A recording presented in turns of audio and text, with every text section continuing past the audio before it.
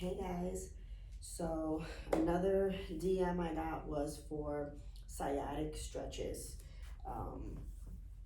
I did a video on back pain and some of the stretches are actually in there, but we're gonna do this one specifically for the sciatic nerve, which is one of the largest nerves in your body. Okay, so, and it seems to be giving people a lot of trouble. So we're gonna start off with flossing or nerve gliding, and the first thing you wanna do is you wanna sit, okay? And then from there, you're gonna lean back just a little bit, okay, not too much. And whichever side is bothering you, is symptomatic, you are going to start by tucking your chin in and bringing your foot back. See, I'm bringing it back. And then you want to kick your leg out and neck back. Bring it in.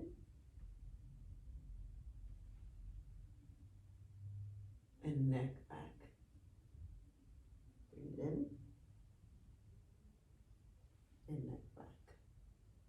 You want to hold it for about 5 seconds when you're here, because that's really when you're getting the stretch. And you want to do that maybe about 10 to 15 times throughout the day, so multiple times throughout the day. Every time you feel like the symptoms are becoming an onset, or you have onset symptoms, then you want to stop what you're doing, sit down, and start flossing that nerve to kind of allow to make room for it. So that's a good one. So that's a nerve glide to hit the nerve specifically. Another one that you want to do a lot of the times is people will have pseudo symptoms of sciatic. True sciatic will come down from your lower back and it'll go all the way down into your big toe, and that's true sciatic. If you have it where it stops mid hamstring or maybe a little bit above the calf, then it might be what we call piriformis syndrome, and it compresses the sciatic nerve. When that muscle, piriformis muscle is a muscle way deep in your glute. When that muscle gets tight, it'll compress the nerve and then give you pseudo symptoms of sciatic. If that's the case, then you want to do one of these stretches. And I like to do it on a table, or if you have a bench at home, or when you're at the gym. So you're going to go into the figure 4. So this leg comes out.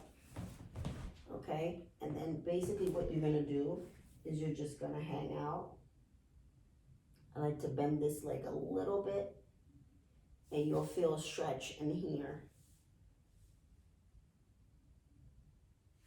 And then you can lean in. I like to lean in, and you just play with different positions. So you're gonna come this way. If you feel something tight, come that way. And wherever you feel tightness is kind of where you want to hang out. So if I come this way, I'm getting a little bit more of a stretch. So I'll just hang out here. Try to go on your elbows, sink back a little bit more. You want to do that. When you're doing stretches, when you're doing stretches, again, I think I said it in the previous video, but you want to sit as long as you can in the stretch. Takes 2 minutes to make change to tissue when you're doing mobility drills or tissue work, but you want to stay longer. You can ask any athlete, any gymnast, or someone who is flexible martial artist, how long they had to stay in different positions in order to gain that stretch, that flexibility, that mobility. It wasn't 30 seconds, 10 seconds. They're in that position for a long period of time. It can be uncomfortable, but you work through that. So when you're doing these things, you can hang out for like 2 minutes, 5 minutes, 10 minutes. I don't care, but no less than 2 minutes. So you can get the most benefits and actually hold on to what changes you're trying to make throughout your body. So the other 2 stretches we're gonna do, I'm gonna put the camera this way. Hopefully it doesn't fall.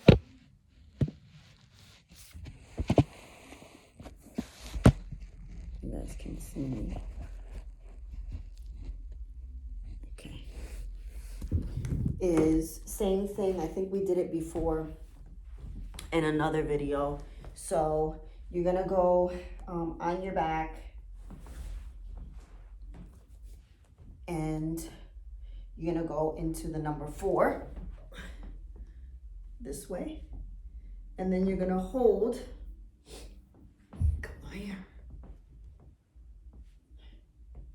and you should feel a stretch, and you're gonna take this hand, bring it over, and just come in, and you should feel a stretch. If you don't, that's fine, okay? You do. Then another thing that you want to do is you're gonna grab one hand here, and you should feel a stretch in here. And lift up your leg. If you can't get your leg in this position, get a belt, anything, a strap, bring it around and through your legs and pull towards you. And that'll help open that up for you and stretch it out. So it's okay if you're here, if you can't straighten your leg out fully, that's fine. These are 3 things that you can do, or 4, for your sciatic. It's stuff that we do in clinic. We teach people how to do nerve glides. We teach people how to do the piriformis stretches, because a lot of the times that's usually the cause. If you can open it up, it's better. You'll feel a release. Strengthening wise, you want to do glute exercises. You want to do hamstring curls, things of that nature. But as far as like stretching and flossing the nerves, you'll get the best results for that. You can use a TENS unit if you have at home. If the pain is really severe, again, I always tell you guys to go through the pain scale out of a scale 0 to 10. From 0 to 5, work your way through it. We have to teach our bodies that it's okay to go into these positions, that you're not gonna die, it's not a flight or fight situation, that it will give you the range of motion, or grant you the range of motion that you need, because it understands that it's not under attack. And so it's gonna give you a little bit more range than you had before. Then you work at the new range that you just got, and then fight through that, and then it'll grant you some more range, because all it is a protective mechanism that your body has created to protect you from pain, and that's, we're ultimately here, you know, out of survival. So hopefully this helps. As always, vessels, blessings, and stay home.